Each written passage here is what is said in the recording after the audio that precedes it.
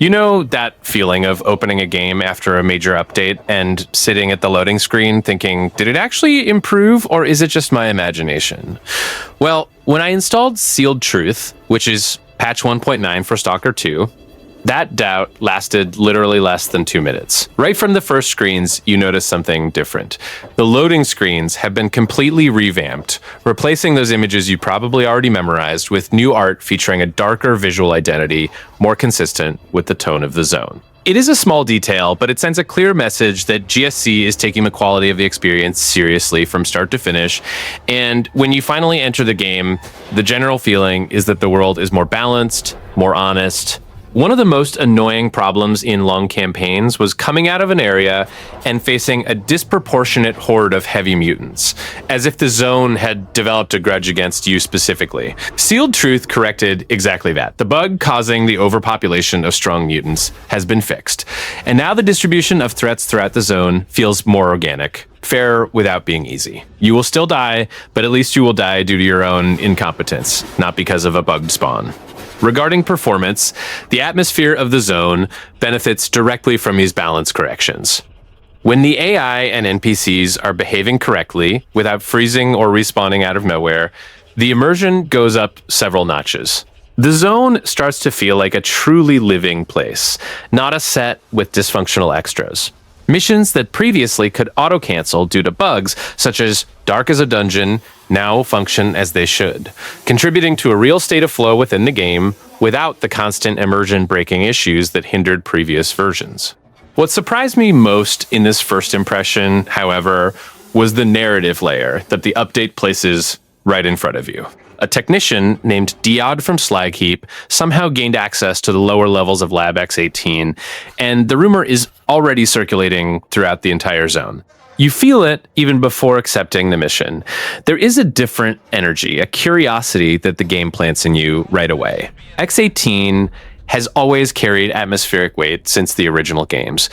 And the idea that there is something sealed down there that no one has seen yet makes the first impression of this update exactly what Stalker does best, hooking you before you even understand what you're getting into.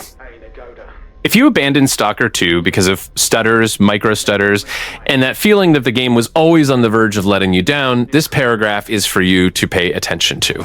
Before Sealed Truth, the game's track record was well documented. Micro stutters even on powerful machines, crashes to the desktop during intense combat, and that classic problem of long-term saves degrading performance until the game truly began to choke. Patch 1.1.4 back in January 2025 had already addressed part of this, especially the performance degradation in long saves and a memory leak in raw stock.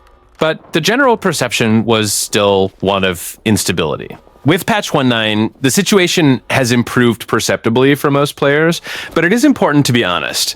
It wasn't a total turnaround. PC players report a slight improvement in FPS and a reduction in micro stutters under normal gameplay conditions.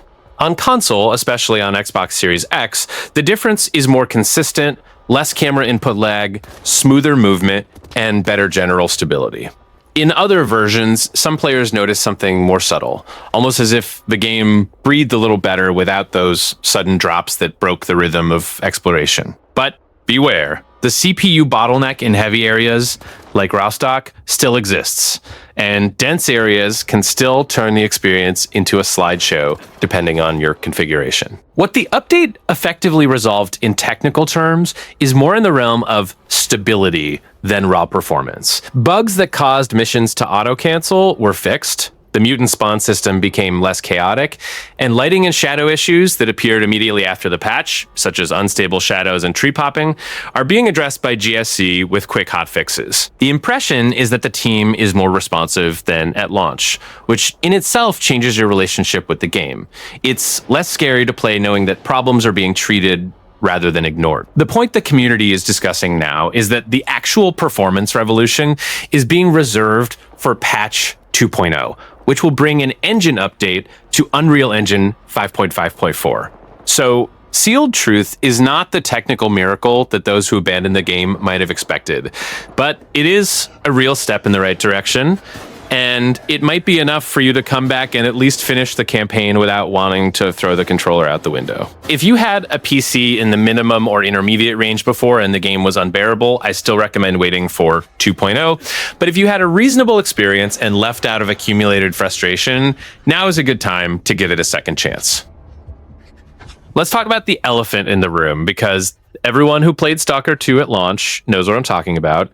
The game arrived in November 2024 in a condition that bordered on technically disrespectful.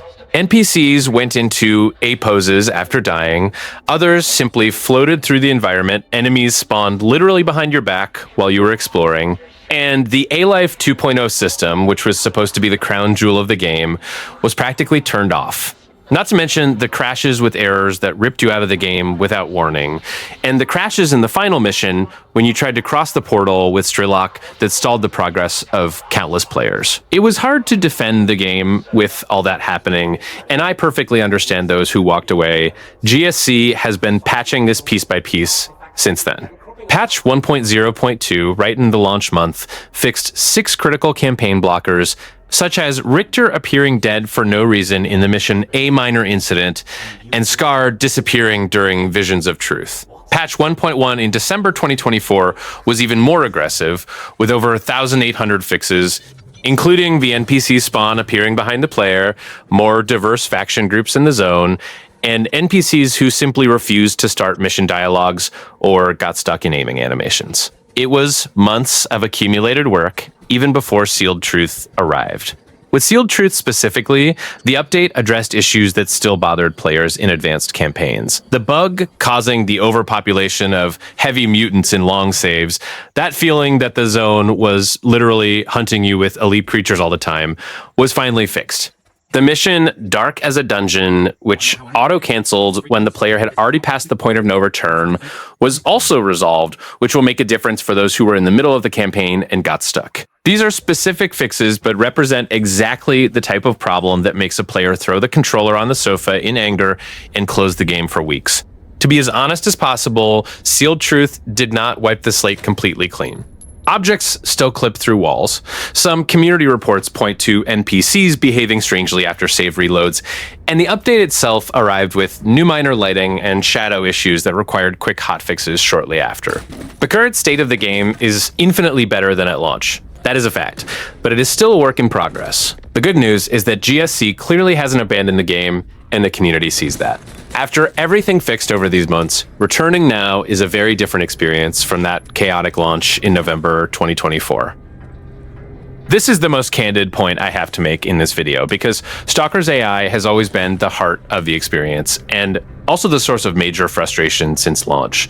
In the first months, the problems were absurd. NPCs shot with surgical precision from impossible distances, as if every bandit in the zone had taken a sniper course. They fired through walls and cover as if concrete were decoration, and they became completely static once you moved a few meters away, breaking the illusion of a living world. Not to mention flanking, or rather, the lack of it. Enemies approached you in a linear pattern without trying to surround, change position, or coordinate with each other. It was more a game of who can take more hits than tactical combat. The situation improved progressively with each patch. Patch 1.1 in December 2024 fixed the problem where NPCs didn't track if the target was actually behind cover, eliminating the absurdity of getting shot through walls. Patch 1.4 was more significant regarding combat behavior. Enemies began using cover more frequently, threw fewer grenades indiscriminately, and stopped making those impossible 100-meter shotgun snipes. Mutants also began interacting with corpses more organically, adding a layer of real atmosphere to the world. The accumulation of these fixes over the months is notable. Playing today is much more functional than in November 2024. Sealed Truth specifically fixed the overpopulation bug for heavy mutants, which was directly related to A-Life, the system meant to simulate the zone's ecosystem independently of the player. With fewer absurd spawns of elite creatures in the wrong places, encounters feel more natural, and the world begins to make more sense as an ecosystem. However, it's important to be transparent. The A-Life 2.0 promised in the marketing still doesn't work as it should. The simulation bubble around the player is still too small, NPCs still appear out of nowhere when you cross certain borders, and factions practically don't move between regions autonomously. The zone still doesn't act as if it exists independently of you. What the community truly expects is for patch 2.0 to solve this at its root, as it comes with the update to Unreal Engine 5.5.4, opening the door for structural improvements in simulation that smaller patches cannot deliver. For now, what you have after Sealed Truth is a functional AI. Better than at launch, less irritating, with more honest combat, but still far from what a game called Stalker should offer. If your strongest memory of the game is an NPC aiming at you with a 200-meter aimbot using a 9mm pistol, that has improved. If what you wanted was a world where factions war without your presence and mutants hunt for real territory, you will still be waiting for 2.0. There's something Stalker has always done differently from any other survival or FPS game. The feeling that you are not welcome there. It's not the HUD warning you that you're in danger. It's not a dramatic cutscene. It's the silence between gusts of wind. The absence of music when you enter an abandoned building that clearly had people in it recently. The light passing through broken windows in a way that feels wrong. This atmosphere has always been in the game's DNA, but in the first months, it fought against itself. Dysfunctional AI broke immersion, absurd mutant spawns turned tense moments into involuntary comedy, and the zone felt like a poorly managed theme park rather than a genuinely dangerous place. With the fixes accumulated up to Sealed Truth, this identity begins to truly appear. Random encounters have become more consistent with the tone the game tries to set. Now that the overpopulation of heavy mutants has been corrected, the tension when exploring an area comes from the right places. You don't know if you'll turn a corner and find a bloodsucker, a pack of suitor dogs, or 3 rival faction stalkers camped upstairs. This controlled uncertainty is exactly what makes the zone work as a setting, because it forces you to move carefully, to listen before opening a door, to check corners before reloading. The original design was always like this, but the technical environment prevented it from manifesting consistently. When it works, it's hard to explain to someone who has never played how a game can make you feel anxiety just from the sound of footsteps on the floor above. The issue of sounds and dynamic weather deserves special attention because it's one of the things Sealed Truth didn't need to fix, simply because Stalker 2 always got it right. Storms that arrive without warning and wipe out visibility, rain that muffles surrounding sounds, making you lose track of where enemies are, anomalies that pulse with a distant electronic sound when you're too close without realizing it. All of this continues to work exactly as it should. The difference now is that these sonic and climatic elements are no longer competing with absurd bugs for your attention. When the technical world stops breaking your concentration, you finally hear the zone the way it was planned to be heard. What Sealed Truth added in content also feeds directly into this sense of a living atmosphere. The new questline revolves around Lab X 18, a place any veteran of the original games knows as one of the most disturbing environments in the franchise. And the idea that someone managed to enter the lower levels and discovered something no one was supposed to see immediately plants a layer of narrative tension. Over-exploration. You aren't just looking for loot or completing objectives. You are entering a place with history, with weight, and with the feeling that the environment is guarding something. This is the essence of the zone, and as much as the game still has problems, when these moments happen, the combination of environment, sound, story, and real danger, it is hard to deny that Stalker 2 is one of the few games that manages to make you feel like you are truly in a place that shouldn't exist. When Stalker 2 launched, the combat had a serious problem that bothered me greatly. You would unload an AK into an enemy's chest, and they would keep running as if you were splashing water on them. There was no impact, no reaction. It felt like the shots simply disappeared. GSC has been adjusting this patch by patch, reducing the HP of certain enemies, increasing limb damage, and rebalancing calibers throughout previous updates. And the accumulated difference up to Sealed Truth is real. But what patch 1.9 doesn't fully resolve is that feeling of facing mutants that still absorb too much punishment. Bloodsuckers, Beerers, the heavy hitters of the zone still seem too resistant in prolonged encounters. GSC fixed the overpopulation problem of these creatures in long campaigns, which already significantly alleviates the experience, but firefights against them can still feel too drawn out at times. It's the kind of thing you notice, especially when you descend into the levels of X18 in the update's new mission. The enclosed environments truly heighten the tension, but also expose that certain enemies still behave strangely when taking damage. What I can tell you on a positive note is that the weapons themselves feel increasingly better. The recoil of the rifles, the sound of the shots, and the projectile physics at longer distances have been quite polished since launch. Playing with an AK or a sniper today is much more satisfying than it was on day one. GSC also improved the flinch animations of NPCs when getting shot, something previous patches had already started addressing, and this makes a difference when you hit a human enemy and they react more believably.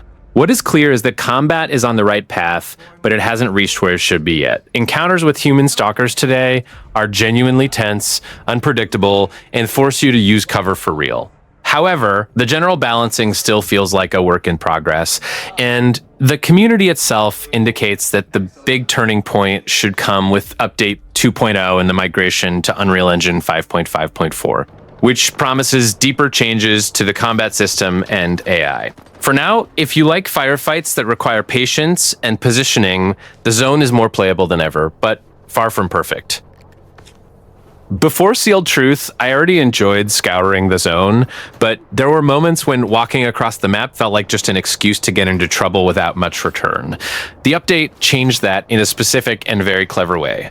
GSC opened the lower levels of Laboratory X18, one of the most iconic and disturbing places in the entire franchise, and placed inside not just danger, but layers of real reward that make you want to go slow, look in every corner, and pay attention to details. It's not a generic dungeon, it's a place with personality, and you feel that from the first time the door opens.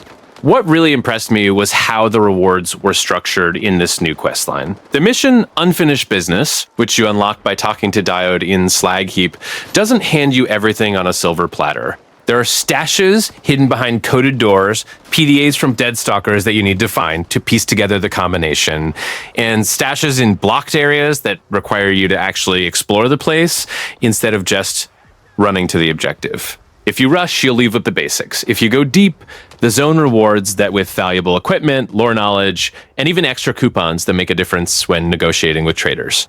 The side quests themselves, especially this new content, deliver something the base game sometimes lacked: real consequences in choices. There are at least 3 different outcomes depending on how you deal with Professor Mikiev and the Emitter, and each of them shapes not only your reward, but the story you will tell afterward. This is the kind of thing that makes a side quest truly worth your time, because you aren't just checking a task off a list. You are making weighted decisions. Interestingly, the update plants lore seeds that point directly to the Cost of Hope DLC, expected in the summer of 2026. So exploring carefully now is almost like reading between the lines of what's to come. The underground feel of X18 also completely changes the pace of exploration compared to the open areas of the zone. It's slower, more tactical, with limited visibility and that constant tension of not knowing what awaits in the next room. You can't just go running through. Every corridor demands respect. And when you finally find that stash hidden behind a coder broom after searching PDAs for 15 minutes, the satisfaction is genuine, the way the zone should treat you. If exploration seemed optional before, now it is clearly the point. If you were one of those who picked up Stalker 2 at launch, suffered from FPS drops, hit a random black screen, or simply stopped playing because the game was technically too messy to endure, I completely understand. I saw this happen to many people. The launch was honestly difficult. Heavy performance bugs in settlement areas, VRAM leaks, mutants multiplying absurdly in long campaigns, and even quests canceling themselves for no reason. It wasn't a matter of playing with patience. The game was literally working against you at certain moments. So if you quit, there's nothing wrong with that. The good news is that the patches since launch have accumulated real improvements, and Sealed Truth arrived with 1.9 resolving some of the most irritating things left behind. The overpopulation problem of strong mutants in long campaigns has finally been fixed. One of the bugs that most destroyed immersion at the end of the game. Animation issues, faulty PDAs, inconsistent anomaly radii, and the dark as a dungeon mission that auto-canceled were also addressed in this update. It's not a magical transformation, but it's a pile of fixes that added to everything that came in previous patches from 1.1 to 1.8, makes the game in 2026 a considerably different experience from what you played at launch in November 2024. Now, being completely honest, problems still exist. Certain areas like Rostock are still heavy on the CPU, and the community still reports objects clipping through walls in specific situations. This is real, and we can't pretend it's gone.